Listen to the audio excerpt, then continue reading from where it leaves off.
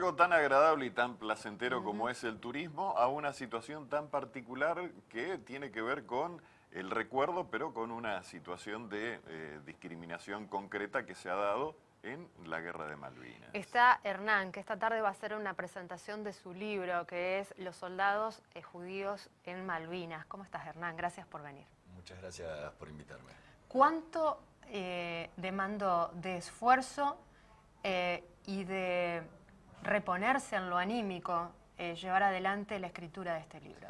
Fueron casi 2 años de trabajo en el que uno de los puntos principales es que los veteranos quieran hablar, ¿no? En muchos casos pueden hablar, no hay ningún problema y compañía, pero era trabajar con algunos casos que eran más difíciles, que incluso hubo casos que a último momento dieron marcha atrás, porque me pasó una entrevista pautada y 4 horas antes me llama y dice: no dormí en toda la noche, no puedo hablar. La ansiedad. O sea, todo lo que te remueve adentro. O sea, la guerra para los argentinos terminó el 14 de junio. Para los veteranos de guerra de Malvinas sigue hasta el día de hoy. Y no es porque estén peleando por algo, sino porque es algo que pasa por dentro y nadie la pasa bien en una guerra. Hasta no importa si tenías el mejor armamento, si tenías el mejor equipamiento para pasar el frío, o si comiste bien, no importa. O sea, los bombardeos alrededor tuyo te caen siempre, estés o no estés en la retaguardia o estés adelante. Digo, eso lo llevas adentro toda la vida.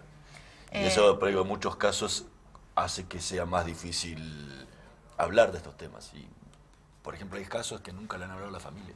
Y la familia está leyéndolo en el libro, pero porque no tuvieron la posibilidad interna de poder sacarlo y explicárselo a sus propias familias, y por ahí se abrieron conmigo que era un desconocido y que por ahí era más fácil hablar de estas cuestiones.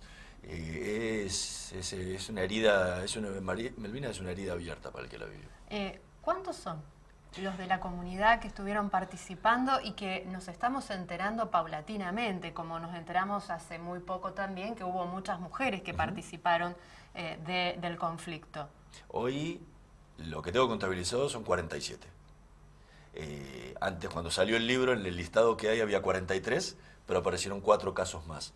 Es muy complejo, o sea, para hacer un trabajo correcto, perfecto sobre la comunidad judía, tendríamos que llamar a los casi 20.000 veteranos de Malvinas y preguntarle si alguno de ellos tenía algún familiar judío. O sea, porque por ahí hay casos de, no sé, de un apellido español, pero que su madre era judía, y él se considera judío. Entonces, en ese caso, bueno, es muy difícil poder decir cómo peinamos el listado y decimos quién sí, quién no. ¿Y cómo fue el rastreo, digamos? ¿Cómo se los ubicó? En un primer momento, o sea, yo empecé el trabajo en 2008, cuando publiqué mi libro anterior que se llama Los rabinos de Malvinas. Ahí busqué una muestra que fuera lo suficientemente significativa para probar la pregunta que me hacía de por qué era importante que cruzara un rabino a Malvinas y no que cruzaran comida o abrigo. Entonces los únicos que me lo podían responder eran los protagonistas. Entonces busqué una muestra y fueron 24. Al principio fue muy difícil, o sea, en parte fue por portación de apellido.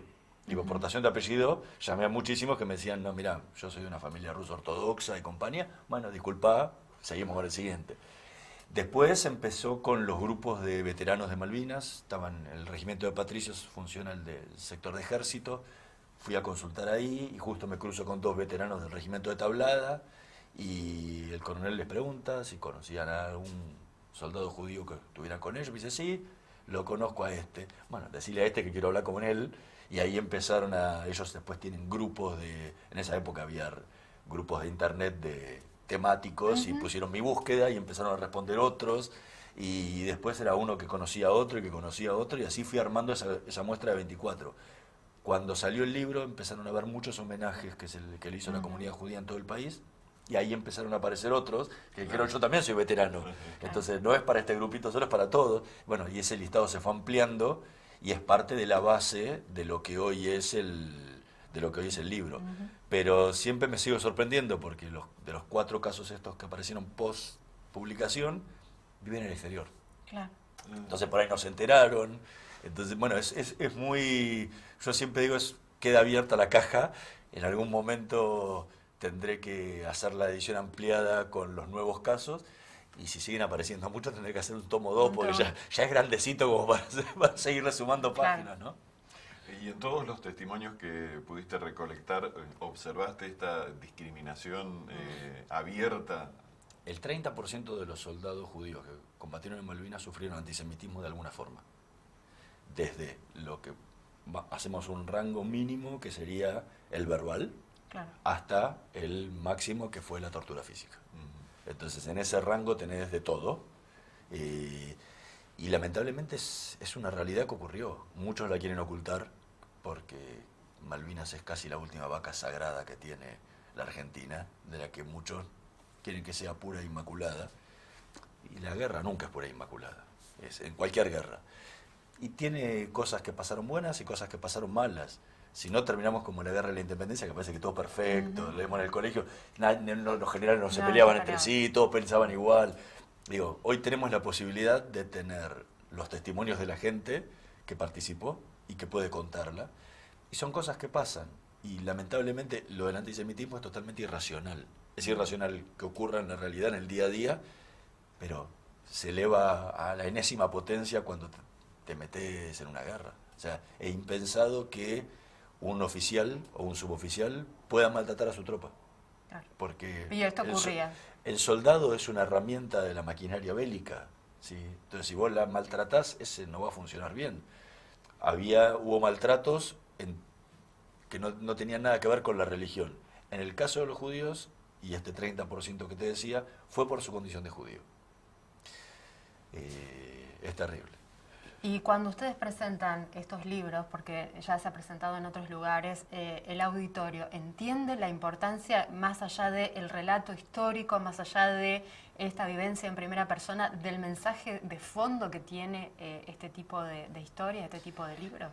Me llama la atención. Yo estoy recorriendo casi todo el país para presentar el libro, y hay algo que une a todos los argentinos, y es el interés por Malvinas. O sea, hay provincias más malvineras que otras por una cuestión que tiene que ver con la cantidad de veteranos de Malvinas que tiene la provincia. Entonces eso ahí uno sabe que hablar de Malvinas es hablar de Malvinas. Pero está en Cuyo, que son provincias que no enviaron regimientos a Malvinas, y el interés existe, y todos sienten interés por conocer estas historias. Y más que nada porque tienen que ver con historias humanas. ¿Sí? Es difícil hablar de lo humano en la guerra, porque no hay nada más inhumano que una guerra. Sí. Pero no nos olvidemos una cosa, que la guerra la pelea los países, pero la combate la gente. Y esas historias quedan ahí dando vueltas, y es donde hay mucho para contar. Y ahí, por eso tenemos tantos libros que salen de Malvinas constantemente, cuando es una guerra que en realidad duró 45 días. Porque del 1 de mayo al 14 de junio pasó ese tiempo. Y siempre sale, y siempre hay un interés, y siempre, todos los años salen libros de Malvinas. O sea, hay mucho siempre interés para entender lo que pasó, y muchas veces en generaciones jóvenes que no vivieron la guerra y que, empiezan a entender lo que pasó a través de lo que uno les puede contar, porque no tuvieron la posibilidad de estar en ese momento.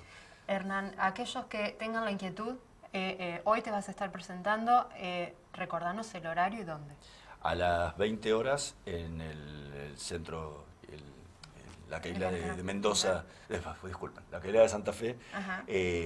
A las 20 horas vamos a estar presentando el libro, así que los esperamos. Es entrada libre, gratuita, pueden venir y los vamos a recibir bárbaro, y se van a enterar de una historia que muchas veces permaneció oculta y que a muchos los sorprende todavía. Gracias por venir. Muchísimas gracias por la invitación.